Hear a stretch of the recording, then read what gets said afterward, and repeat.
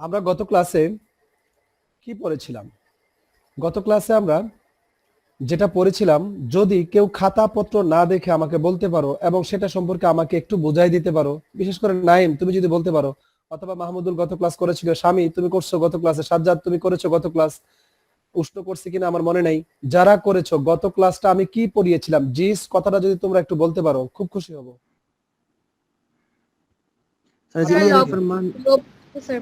লবণ সেতু সম্পর্কে পড়িয়েছিলাম। লবণ সেতুর সংজ্ঞা যদি সিম্মি, তুই তো ছিলি গত ক্লাসে, তুই বলতো লবণ সেতুর সংজ্ঞাটা কি? এক কথা যদি বলে সল্ট ব্রিজ বা লবণ সেতু কি? স্যার আমি পারবো স্যার। না রুবায়েত তোমাকে না, আমি সিম্মিকে বলেছি। পরিপূর্ণ দুটি মানে ভিন্ন জারণ বিজারণ অর্ধকোষের মধ্যে প্রত্যেকের সাথে সংযোগ স্থাপনের জন্য যে ইউ পরোক্ষ সংযোগ স্থাপনের জন্য, দুইটি অর্ধকোষের মধ্যে পরোক্ষ সংযোগ স্থাপনের জন্য ইউ আকৃতির একটি কাস্নল যা KCl KNO3 এর সম্পৃক্ত দ্রবণ দ্বারা পূর্ণ থাকে। হ্যাঁ স্যার। দুটি অর্ধকোষের মধ্যে সরাসরি সংযোগ না, পরোক্ষ সংযোগ। একটা ঠ্যাং, ঠ্যাং মানে বুঝছনি পা, ইউ আকৃতির, ইউর দুইটা ঠ্যাং আছে, একটা এ একটা ঠ্যাং, এ একটা ঠ্যাং মানে পা। এই দুইটা ঠ্যাংকে আমরা দুই অর্ধকোষের মধ্যে নিমজ্জিত করে, দুইটা অর্ধকোষের মধ্যে আগে কোনো রিলেশন ছিল না, এখন পরোক্ষ একটা সংযোগ স্থাপন করেছি। সেই ইউ আকৃতির কাঁচনলটার ভিতরে কি ছিল? কি ছিল? একটি দ্রবণ ছিল। কার দ্রবণ ছিল? অতি দ্রবণীয় লবণ। কারা অতি দ্রবণীয় লবণ? যেমন KCl KNO3 ইত্যাদি অতি দ্রবণীয় লবণের সম্পৃক্ত দ্রবণ। আচ্ছা, এখন রুবায়েত আমাকে বুঝায় বলবে, অথবা স্বামী, অথবা নাইম, সাজ্জাদ, যেই পারো, যারা পারো, এখানে যারা আছো, মাহমুদুল আছো কিংবা আরো অন্যান্যরা যারা আছো, সবাই একটু খেয়াল করো। তোমরা যদি আমাকে ঐশী আছো এখানে, বুঝায় বলতে পারো যে কেন তড়িৎ রাসায়নিক কোষে লবণ সেতু ব্যবহার করা হয়। লবণ সেতু ব্যবহার না করলে কি সমস্যা, আর করলে কি ভূমিকা তার, এটা যদি কেউ বলতে পারো। স্যার আয়ন সমতার জন্য। এক কথাই তো বলে ফেললি, কিন্তু এটা বললে তো আর তুই ফুল মার্কস পাবি না, 2 নাম্বার পাবি না। তাহলে বলো দেখি, তুমি একটু বোঝায় বলো তো রুবায়েত, যে এখানে লবণ সেতু ব্যবহার করলে কি সুবিধা। স্যার এই যে এই দুইটা তড়িৎদ্বারের ভিতরে একটা দুইটা তড়িৎদ্বারের ভিতরে একটা ধনাত্মক আয়ন আছে এবং না না, তুই এইভাবে বলবি যে তড়িৎ রাসায়নিক কোষে কিছুক্ষণ বিদ্যুৎ প্রবাহিত হওয়ার পর সেখানে কি হয়, এক অর্ধকোষে ক্যাটায়নের সংখ্যা বাড়তে থাকে, শুধু ধনাত্মক, আরেক অর্ধকোষে অ্যানায়নের সংখ্যা বাড়তে থাকে। এইভাবে শোন, কথাগুলো শোন। এক অর্ধকোষে ক্যাটায়নের সংখ্যা বাড়তে থাকে, আরেক অর্ধকোষে অ্যানায়নের সংখ্যা, মানে ক্যাটায়নের সংখ্যা কমতে থাকে, তার মানে রেশিও ভাবে অ্যানায়নের সংখ্যা বাড়তে থাকে। খেয়াল করিস কিন্তু। তাহলে এখন দুই পাত্রে যদি ক্যাটায়ন অ্যানায়ন সমমাত্রা না থাকে, সমান পরিমাণে না থাকে, তাহলে কিন্তু চার্জ নিরপেক্ষতা বজায় থাকবে না। তাহলে এক পর্যায়ে দেখা যাবে সেখান থেকে আর ক্যাটায়ন কি হবে না, সৃষ্টি হবে না, ইলেকট্রন ত্যাগ হবে না, জারণ বিক্রিয়া হবে না, আবার আরেক ওখানেও বিজারণ বিক্রিয়া হবে না, মানে বিক্রিয়া বন্ধ হয়ে যাবে। তো যেন আয়ন সমতা, আয়নের চার্জ সমতা যেন রক্ষা পায়, এতে করে কি হয়, লবণ সেতু থেকে যেখানে ক্যাটায়নের ঘাটতি আছে সেখানে ক্যাটায়ন বেপিত হয়ে সেখানে ক্যাটায়ন যায়, আর যেখানে মানে ক্যাটায়নের আধিক্য আছে, অ্যানায়নের ঘাটতি আছে, সেখানে অ্যানায়ন যায়। কথা বুঝতেছো? আমি তোমাদেরকে বিষয়গুলো গত ক্লাসে খুব ভালো করে বুঝিয়ে দিয়েছি। পটাশিয়াম আয়ন আর ক্লোরাইড আয়ন লবণ সেতুর ভিতরে আছে। এখন যেখানে ক্যাটায়ন ঘাটতি আছে সেখানে পটাশিয়াম আয়ন আস্তে আস্তে যাবে, আর যেখানে অ্যানায়নের ঘাটতি আছে সেখানে ক্লোরাইড আয়ন আস্তে আস্তে গিয়ে চার্জ সমতা বজায় রাখবে। এতে করে কি হবে, নিরবিচ্ছিন্ন বিদ্যুৎ প্রবাহ পাওয়া যাবে, অর্থাৎ সেখানে বিক্রিয়াটি বন্ধ হয়ে যাবে না, জারণ বিজারণ বিক্রিয়াটি বন্ধ হয়ে যাবে না, চলতে থাকবে কন্টিনিউয়াসলি। যতক্ষণ পর্যন্ত তড়িৎদ্বার সম্পূর্ণ ক্ষয়প্রাপ্ত না হবে ততক্ষণ পর্যন্ত এই বিক্রিয়া চলতে থাকবে এবং বিদ্যুৎ প্রবাহ তুমি পেতে থাকবে। একটা পর্যায়ে তো তোমার যখন তড়িৎদ্বার শেষ হয়ে যাবে, তখন তো তুমি ব্যাটারি থেকে বা যে কোনো জায়গায় তুমি কিন্তু সারা জীবন তুমি বিদ্যুৎ প্রবাহ পাও না। একটা পর্যায়ে কিন্তু ব্যাটারি কি হয়ে যায়, ড্যামেজ হয়ে যায়, মানে তার তড়িৎদ্বার শেষ হয়ে গিয়েছে, এখানে আর কোনো বিক্রিয়া হবে না। তো এখন খেয়াল করো, আমরা তড়িৎ রাসায়নিক কোষে লবণ সেতু ব্যবহার করার অন্যতম, যদি বলে এক কথায় উত্তর দাও, তাহলে সেটা হবে কি, লবণ সেতু ব্যবহার করলে নিরবিচ্ছিন্ন বিদ্যুৎ প্রবাহ পাওয়া যায়, দুই অর্ধকোষের মধ্যে চার্জ সমতা বজায় থাকে।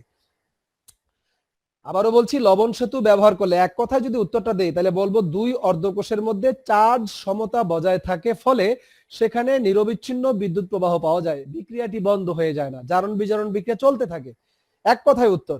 তাহলে যদি বলে লবণ সেতুর ভূমিকা, লবণ সেতু কেন ব্যবহার করা হয়, এগুলো আমরা বই কিন্তু পড়ি না, আমরা বই পড়তে হবে লবণ সেতুর ভূমিকা কি। এরপরে কোষের ইএমএফ নির্ণয় করা আমরা তোমাদেরকে কদিন আগে শিখিয়েছি।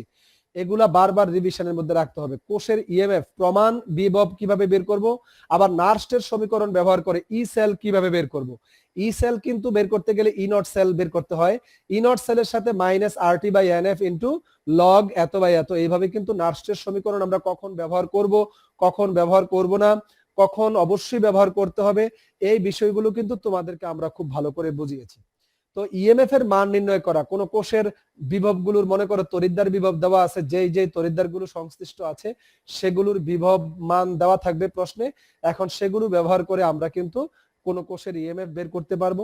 কোন একটি লবণের দ্রবণ এই পাত্রে সংরক্ষণ করা যাবে কিনা, লোহার পাত্রে, তামার পাত্রে, এগুলো কিন্তু সংরক্ষণ যৌক্তিক হবে কিনা, পাত্রটি ক্ষয়প্রাপ্ত হয়ে যাবে কিনা, এই ধরনের প্রশ্নগুলো কিন্তু তোমাদের সামনে আমরা ইতিমধ্যে আলোচনা করেছি এবং এগুলো কিন্তু রিভিশনে রাখতে হবে। যদি তারপরও কেউ না বুঝো, কোনো একটা বইয়ের মধ্যে একটা অঙ্ক হয়তো তুমি বুঝো নাই, সেটা পারতেছো না, আমাদের সাহায্য তোমরা নিতে পারো।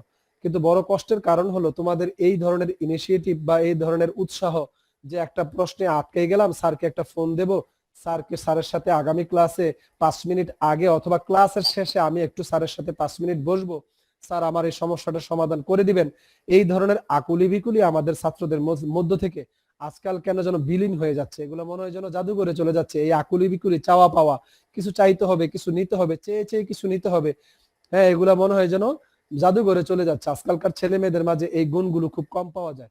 আর যারা ধরে রেখেছে তারাই হয়তো বা মনে রেখো কিছু একটা করতে পারবে ইনশাআল্লাহ। তো এই জন্য বলেছি, যে কোনো টপিক যেগুলা বিগত হয়ে গেছে, যেগুলা আগে আলোচনা হয়ে গিয়েছে, এগুলা যেমন আগামীকাল শুক্রবার আছে, তোমরা জানো সাপ্তাহিক একটা ছুটি, তোমরা কিন্তু সকালে ঘুম থেকে উঠবা কিন্তু 11টায়। এখন আজকে থেকে কিন্তু ডিসিশন নিয়ে ফেলাইছো, মাশাআল্লাহ, খুব ভালো সিদ্ধান্ত। ফজরের নামাজটা কাজা করো না, কাজা নামাজটা পড়ে আবার ঘুমাইও, হ্যাঁ। ভালো তো একদিনে হইতে পারবে না, একটু একটু করে হোক চেষ্টা করিও। সকালে ঘুম থেকে উঠলে কাজ আগাই যায়, বুঝতে পারছো? কেউ যদি রাতে বেশি পড়ে অভ্যস্ত হয়ে থাকো, ঠিক আছে, আজকে রাত তুমি যদি সকালে ঘুম থেকে উঠবা দেরিতে সিদ্ধান্ত নিয়েই ফেলো, তাহলে আজকে রাত্রে 1টা 2টা পর্যন্ত আগের পড়াগুলো একটু রিভিশন করো, করে সকাল 5টায় অ্যালার্মটা দিয়ে রাখো, নামাজটা পড়ে আবার ঘুমাও, ঘুমিয়ে তুমি 11টায় ঘুম থেকে উঠে তুমি আবার জুমার নামাজে চলে যাও, কোনো সমস্যা নেই। কিন্তু পড়াটা একটু রিভিশনে রাখিও, স্যারের এই কথাটা একটু মানে মনে রাখিও। তুমি যদি আমার কথাটা মনে রেখে যদি কাজটা করো, আমি সম্মান পেয়ে যাব, আমি সম্মানিত হব। মানে আমার কথাটাকে তুমি সম্মান করলা, আমার কথাটাকে তুমি মানলা। তো তোমাদের তো আমি দেখি না, আমরা দেখি না তোমাদেরকে, আমরা বড় হয়েছো, শাসনও করতে অত বেশি পারি না। বাবা মারাও যে তোমাকে কিছু বলবে এমন ভাবে তোমরা বাবা মাকে আটকাই নিছো যে কিছু বললে কিন্তু হেই বারে বাসা থেকে পলাই যাবো, একটা থ্রেড, মৌন থ্রেড তুমি দিয়ে রাখছো, এতে করে তোমার বাবা মাও তোমাকে কিছু কয় না। গত কয়দিন আগে আমি স্বামীর ফোন দিছি, ওই যে আমাদের সেকশনের স্বামী, লম্বা করে ছেলেটা, বাবা বিদেশ থাকে, মা কোনোভাবেই তাকে কোনোভাবে, আমার গাইডে গাদাটা আছে, এই গাদাটাকে আমি কোনোভাবে তাকে আমি ক্লাসে আনতে পারছি না। সে আমাকে ওই দিনও ফোন দিলাম, সে আমাকে কমিটমেন্ট করে, স্যার বিশ্বাস করে না, ওই যে বললাম একটু আগে তানিশারে যে তুই তার সতেজ মিথ্যা কথা বলেছিস, ওই স্বামীও আমাকে গত পরশু সতেজ মিথ্যা কথা বলেছিল। স্যার একটা ক্লাসও কিন্তু আর মিস করতাম না, আজকে কিন্তু হারামি নাই, বুঝতে পেরেছো? তো এই জন্য বলি যে তোমরা আসলে কাকে কমিটমেন্ট করো, কি কমিটমেন্ট করো আল্লাহই জানে। ধাক্কায় কি গাড়ি চালান যায় বলো? কতক্ষণ চালান যায়? তুমি তো ক্লান্ত হয়ে যাবে ধাক্কাতে ধাক্কাতে।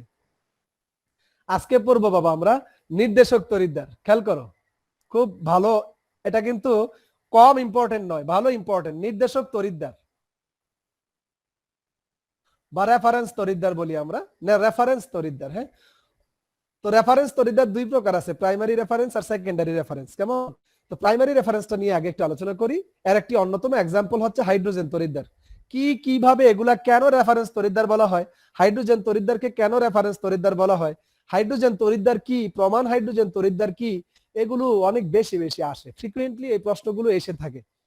তাহলে কেন এই হাইড্রোজেন তড়িৎদ্বারকে আমরা রেফারেন্স তড়িৎদ্বার বলি, আবার কেনই বা এটা প্রাইমারি রেফারেন্স বা প্রাইমারি নির্দেশক তড়িৎদ্বার, আবার ক্যালোমেল তড়িৎদ্বার আছে, এটাও রেফারেন্স তড়িৎদ্বার, কিন্তু এটা সেকেন্ডারি রেফারেন্স কেন বা সেকেন্ডারি নির্দেশক তড়িৎদ্বার কেন, এই বিষয়গুলো একটু জানতে হবে।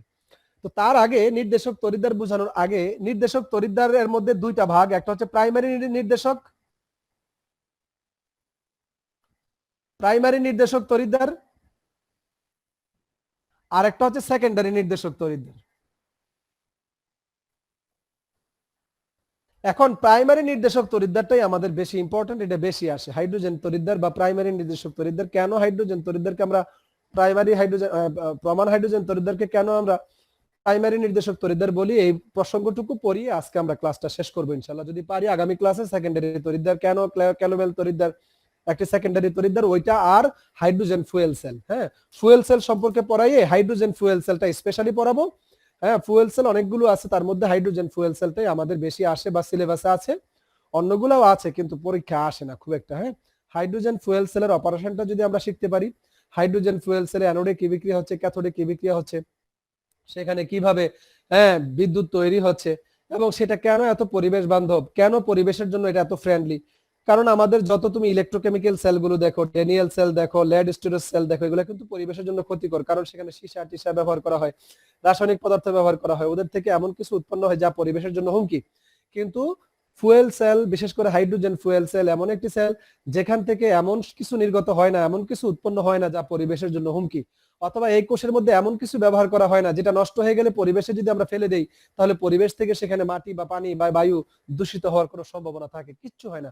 এই জন্য বর্তমান আমরা বলবো আমাদের ভবিষ্যৎ প্রজন্ম হচ্ছে ফুয়েল সেলের উপর ভিত্তি করে হবে, হাইড্রোজেন ফুয়েল সেলের উপর ভিত্তি করে হবে। কারণ যেভাবে আমাদের পরিবেশ দূষণ হচ্ছে, এই পৃথিবীকে টেকাতে হলে আমাদের পরিবেশ দূষণ রোধ করা ছাড়া উপায় নেই। আর পরিবেশ দূষণ কিভাবে রোধ করা যায়, গ্রিন কেমিস্ট্রি আমরা পড়ছি, আমরা গ্রিন কেমিস্ট্রি কিন্তু পড়বো। গ্রিন কেমিস্ট্রির কাজই হচ্ছে কিভাবে পরিবেশটাকে দূষণ মুক্ত রেখে বা কম দূষিত করে একটি প্রোডাক্ট আমরা স্বল্প কম টাকায় বা কম ব্যয়ে আমরা তৈরি করতে পারি, এই নিয়ে যেখানে আলোচনা করা হচ্ছে, যে সেক্টরে রসায়নের যে সেক্টরে আলোচনা হচ্ছে সেটাই হচ্ছে গ্রিন কেমিস্ট্রি বা সবুজ রসায়ন।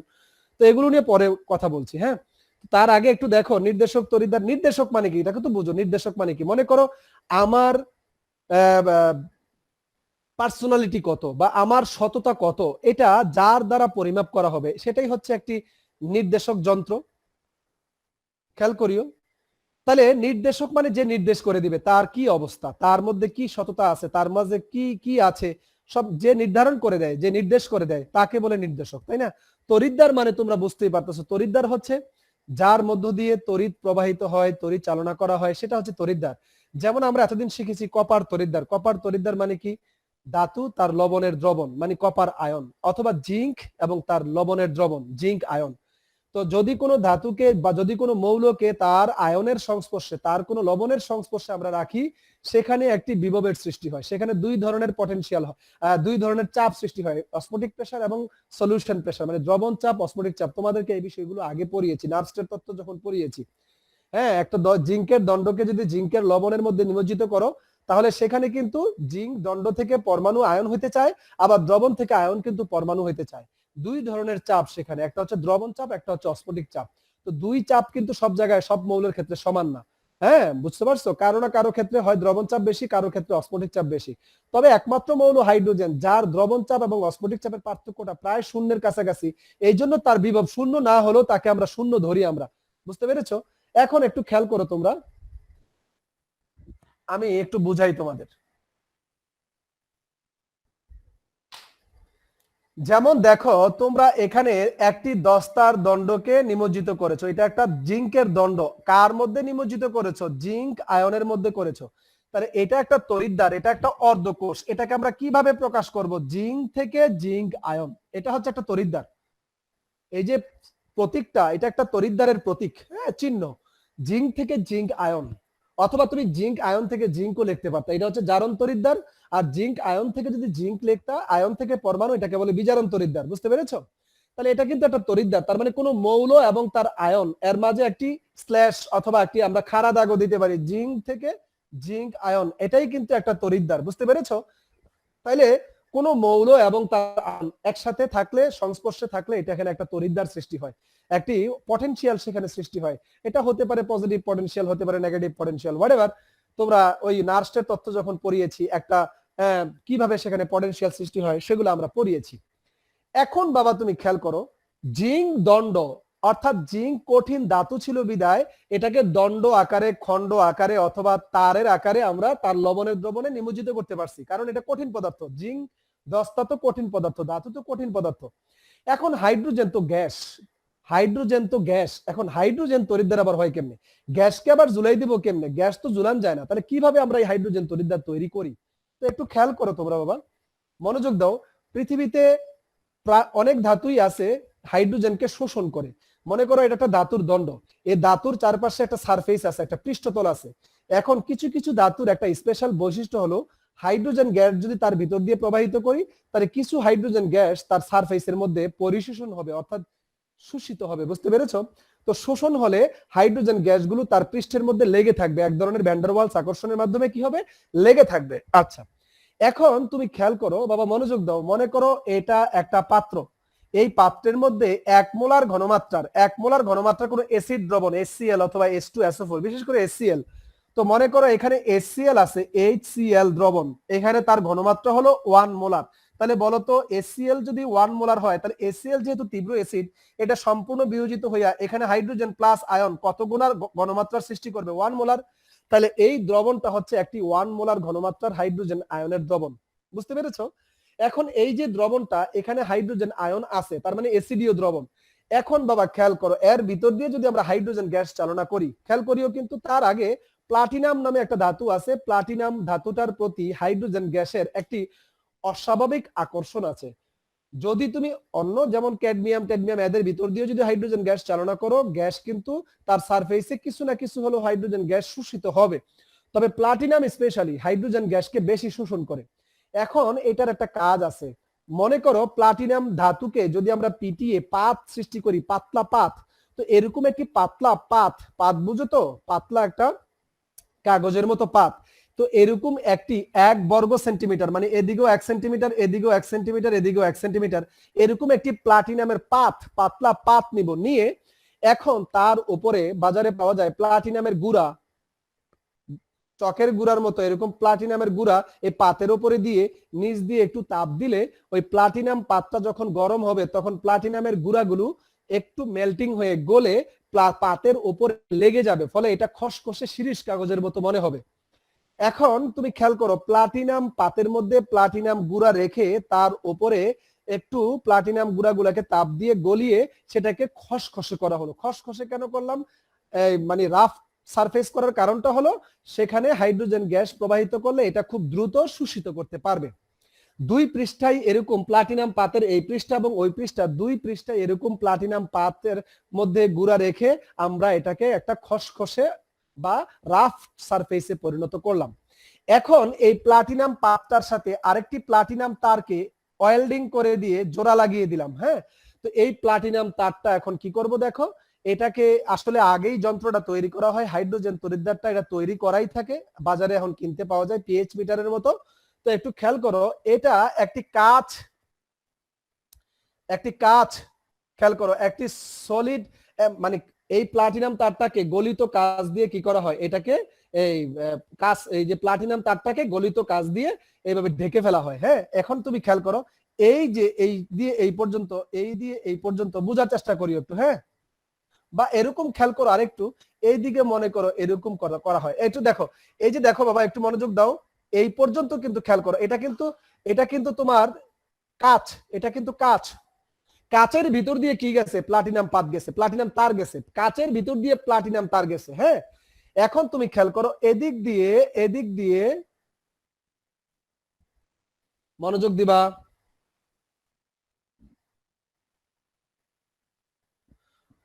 খেয়াল করো, এই যে প্লাটিনামের তারটা একদম সলিড কাঁচের ভিতর দিয়ে, কাঁচ কিন্তু এখন ঠান্ডা হয়ে কঠিন হয়ে গিয়েছে, এর ভিতর দিয়ে তারটা এখন বাহিরে আসছে। হ্যাঁ, আর এদিকটা এটা কিন্তু ফাঁকা, দেখো এটা কিন্তু ফাঁকা, এটা কিন্তু একদম ফাঁকা, এই জায়গাটা কিন্তু একদম ফাঁকা।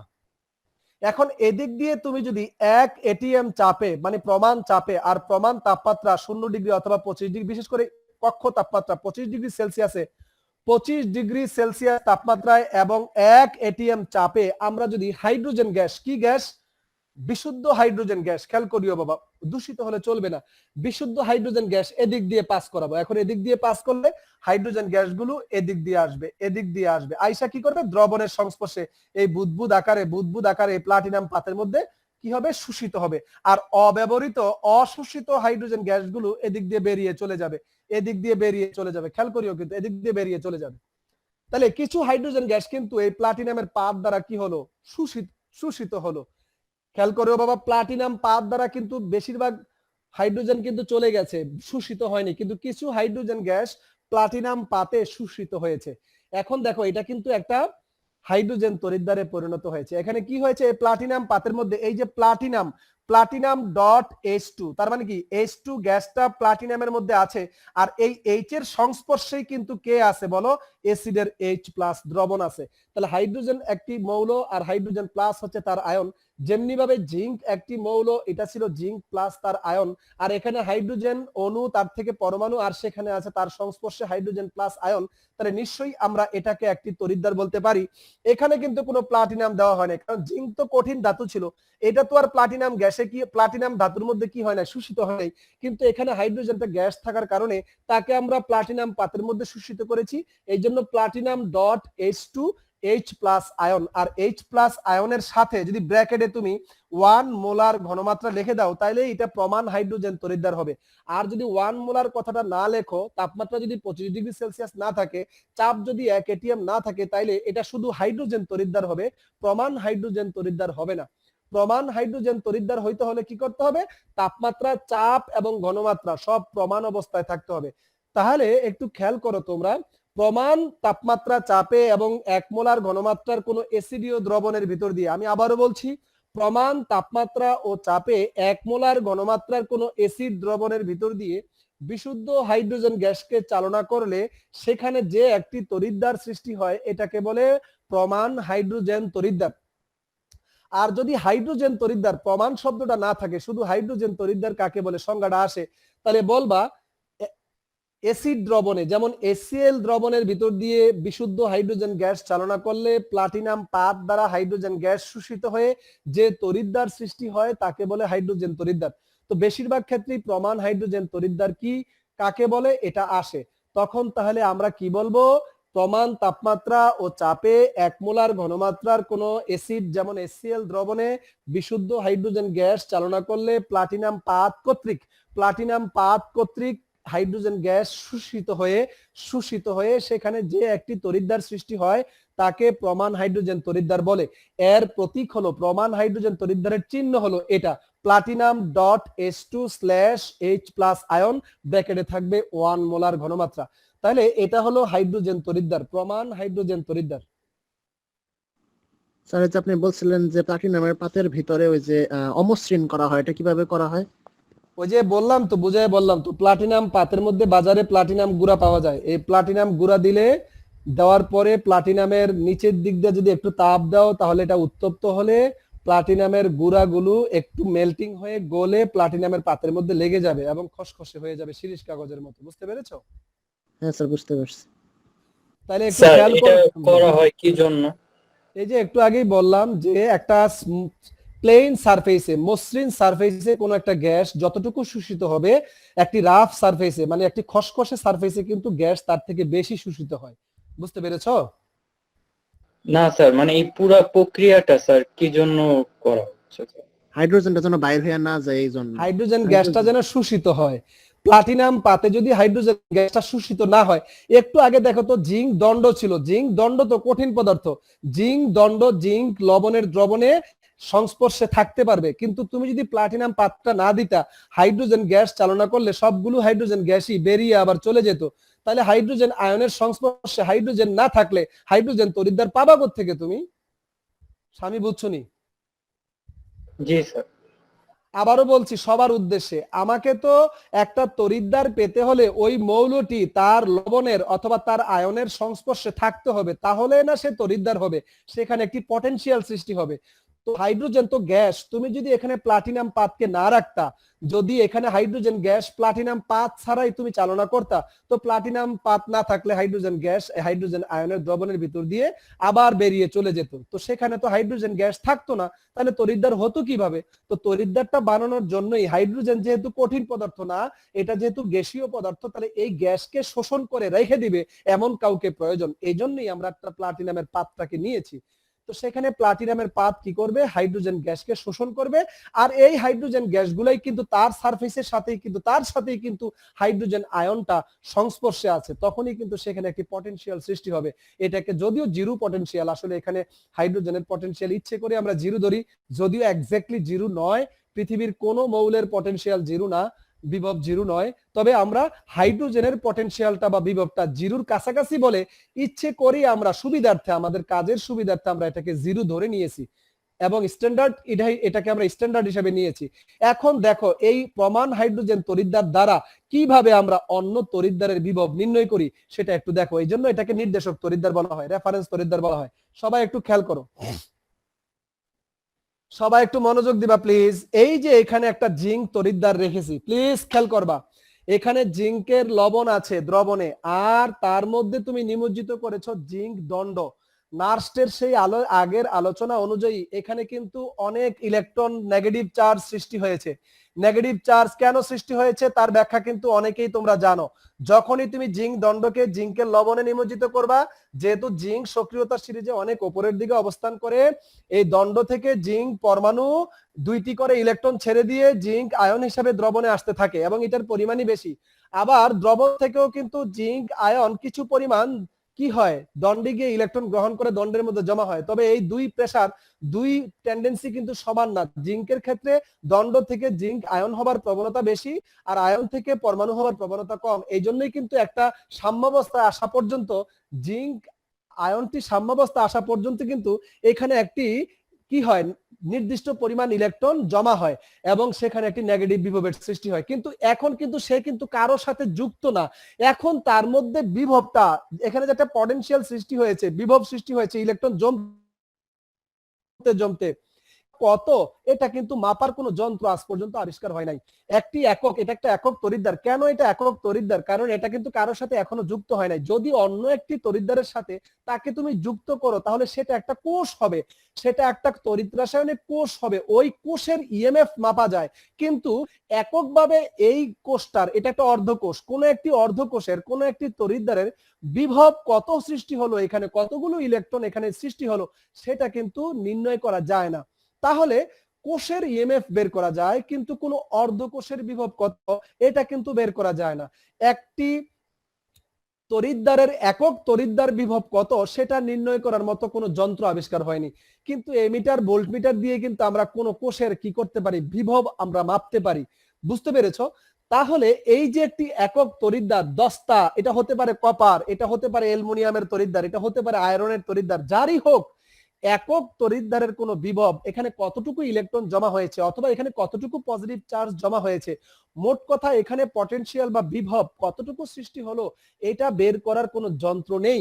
তাই এটাকে কি করতে হবে, এইটার বিভব যদিও শূন্য নয় তবে শূন্যের কাছাকাছি, এই জন্য এটার বিভবকে শূন্য ধরে এখন তুমি খেয়াল করো, এটাকে একটি তার দ্বারা যুক্ত করে, একটি রোধ লাগিয়ে, একটি এমিটার যুক্ত করে, তার থেকে একটি সুইচ দিয়ে এখন এই হাইড্রোজেন তড়িৎদ্বারের যে মাথাটা, যে তারটা প্লাটিনাম তার, ওর সাথে জয়েন লাগাই দিলাম। এবার খেয়াল করো, এটা কিন্তু এই তড়িৎদ্বার এবং এই তড়িৎদ্বার, এটা একটা তড়িৎদ্বার, এটা একটা তড়িৎদ্বার, দুই তড়িৎদ্বারকে যখন এমিটার দ্বারা যুক্ত করলাম, এটা কিন্তু একটা গ্যালভানিক কোষ হলো, এটা কিন্তু একটি তড়িৎ রাসায়নিক কোষ হলো।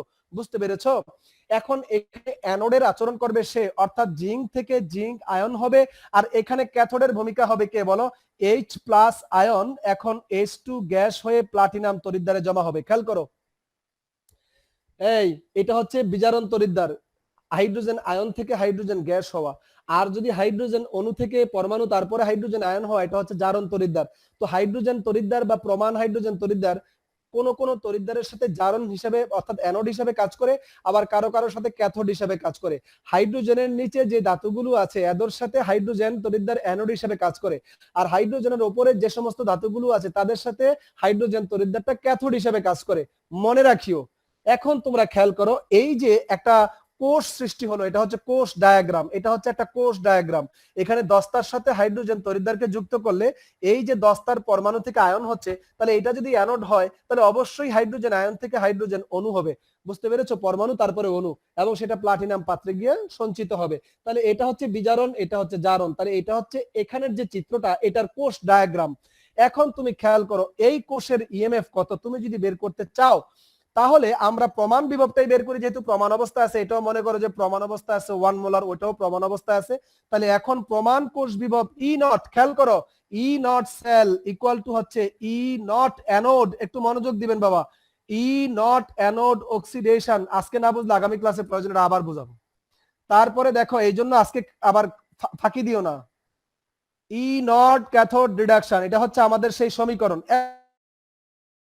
তাহলে আমরা কি লিখতে পারি ই নট জিঙ্ক থেকে জিঙ্ক আয়ন। আচ্ছা এবার আসো প্লাস, এটা কি বলো, এটা হচ্ছে হাইড্রোজেন প্লাস থেকে H2 প্লাটিনাম, এটা হচ্ছে বিজারণ বিভব। এখন তুমি বুঝো এটা যদি এই মনে করো এখন তুমি এমিটারের মান থেকে, এমিটারে কিন্তু একটা মান আছে, এখন এমিটার থেকে এই কোষের বিভব কত এটা তুমি পেয়ে যাবা। এখন ধরে নাও সাপোজ এই কোষের এমিটারে আমরা মান পেলাম মনে করো 1.1 ভোল্ট। এখন ই নট সেলের মান যদি আমরা এমিটার থেকে পেয়ে যাই আর এটার মান তো জিরো, একটু খেয়াল করো এটার মান তো হলো জিরো, আমরা হাইড্রোজেন তড়িৎদ্বারের বিভব আমরা জিরো ধরি। এখন তুমি খেয়াল করো এই জিঙ্ক তড়িৎদ্বারের বিভব যদি আমরা এক্স ধরি তাহলে 1.1 equal to x plus zero, তো জিরো যদি ইকুয়াল টু এদিকে মাইনাসে আসে তাহলে আমরা কি লিখতে পারি, তার মানে এই বিভবটাই হচ্ছে, লক্ষ্য করো এই বিভবটার মানই হচ্ছে কত 1.1 ইকুয়াল টু এক্স, তার মানে এক্স এর মান আমরা 1.1 বিভব পেলাম। এটা তো জিরো, তাহলে আমরা জিরোর সাথে যা যোগ করব সেটাই আমরা ইএমএফ এর মানটা পাচ্ছি।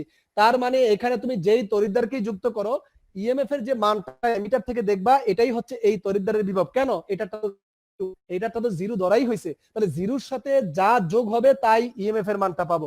তাহলে এই হাইড্রোজেন তড়িৎদ্বার না থাকলে তো আর এর বিভব বের করা যাইতো না। এর সাথে হাইড্রোজেন তড়িৎদ্বারকে যুক্ত করে একটি কোষ সাজালাম, সেই কোষের ইএমএফ এমিটার থেকে দেখলাম, এমিটার থেকে ইএমএফ এর মানটাই হচ্ছে মূলত এই তড়িৎদ্বারের বিভব, এই তড়িৎদ্বারের বিভবের মান, কারণ এর তো জিরো। তাই এর বিভব আগে জানা ছিল না, কিন্তু এর সাথে যুক্ত করে এমিটার থেকে ইএমএফ এর মানটা জেনে এর তড়িৎদ্বারের বিভব আসলে কত সেটা কিন্তু আমরা জেনেছি। এই জন্য হাইড্রোজেন তড়িৎদ্বারকে নির্দেশক তড়িৎদ্বার বলা হয়। কেন, এই তড়িৎদ্বারের আগে কিন্তু বিভব জানতাম না একক অবস্থায় যখন সে আলাদা ছিল, কিন্তু এর সাথে হাইড্রোজেন তড়িৎদ্বারকে যুক্ত করলে একটি কোষ সৃষ্টি হয়, এই কোষের ইএমএফটাই হচ্ছে আমাদের সেই পরীক্ষাধীন এই তড়িৎদ্বারের যে ইএমএফ সেটা। তাহলে এর তড়িৎদ্বার আমরা এর সাহায্যে জানলাম, এই জন্য হাইড্রোজেন তড়িৎদ্বারকে বলা হয় নির্দেশক তড়িৎদ্বার। স্যার সেকেন্ড লাইনে কি ই নট হবে না, ওই যে এইচ প্লাস এর ওইটার সাথে? কি বুঝলাম না স্বামী। স্যার ওই যে সেকেন্ড লাইনে স্যার দেখেন অ্যানোডের সাথে ই নট দেওয়া হয়, হ্যাঁ তখন কি ই নট হবে? হ্যাঁ তো হবে, হ্যাঁ এই নট বিভব তো হবে, প্রিন্টিং মিস্টেক হয়ে গেছে। হ্যাঁ তাহলে একটু খেয়াল করো হাইড্রোজেন তড়িৎদ্বার না থাকলে কিন্তু জিঙ্ক তড়িৎদ্বারের বিভব কত এককভাবে নির্ণয় করতে পারতাম না। এখন এই জিঙ্ক তড়িৎদ্বারের সাথে হাইড্রোজেন তড়িৎদ্বারকে যুক্ত করে একটি কোষ বানাইয়ে সেই কোষের ইএমএফ এর মান এমিটার থেকে জেনে আমরা কি করতে পারলাম, জিঙ্কের অজানা বিভব কত সেটা বের করলাম, কারণ হাইড্রোজেনের বিভব তো জিরো। এখন জিরোর সাথে যা যুক্ত করো সেটাই হবে তোমার এই কোষের ইএমএফ। বুঝতে পেরেছো? তাহলে এই জন্য হাইড্রোজেন তড়িৎদ্বারকে বলা হয় নির্দেশক তড়িৎদ্বার। আশা করি তোমরা বাসায় আজকে হাইড্রোজেন তড়িৎদ্বার সম্পর্কে পড়বে। কেন হাইড্রোজেন তড়িৎদ্বারকে নির্দেশক তড়িৎদ্বার বলা হয়, কারণ কোনো অজানা তড়িৎদ্বারের বিভব এককভাবে নির্ণয় করা যায় না, ওই অজানা তড়িৎদ্বারকে হাইড্রোজেন তড়িৎদ্বারের সাথে যুক্ত করে একটি কোষ তৈরি করে সেই কোষের ইএমএফ নির্ণয়ের মাধ্যমে অজানা তড়িৎদ্বারের বিভব নির্ণয় করা হয় বলে হাইড্রোজেন তড়িৎদ্বারকে নির্দেশক তড়িৎদ্বার বলা হয়। আমি উত্তরটা আবার বলে দিচ্ছি, কেন হাইড্রোজেন তড়িৎদ্বারকে নির্দেশক তড়িৎদ্বার বলা হয়, কারণ কোনো অজানা তড়িৎদ্বারের বিভব এককভাবে নির্ণয় করা যায় না। কোনো অজানা তড়িৎদ্বারের বিভব কত তা নির্ণয় করতে হলে হাইড্রোজেন তড়িৎদ্বারের সাথে যুক্ত করে একটি কোষ তৈরি করতে হয়, সেই কোষের ইএমএফ জেনে অজানা তড়িৎদ্বারের বিভব নির্ণয় করা হয় বলে হাইড্রোজেন তড়িৎদ্বারকে নির্দেশক তড়িৎদ্বার বলা হয়। বুঝতে পেরেছো? কেন এটা প্রাইমারি নির্দেশক সেটা নিয়ে আগামী ক্লাসে ইনশাআল্লাহ আলোচনা করার চেষ্টা করব, পাশাপাশি ফুয়েল সেল সম্পর্কে আগামী ক্লাসে আলোচনা করব। সে পর্যন্ত ভালো থেকো। আসসালামু আলাইকুম ওয়া রাহমাতুল্লাহ।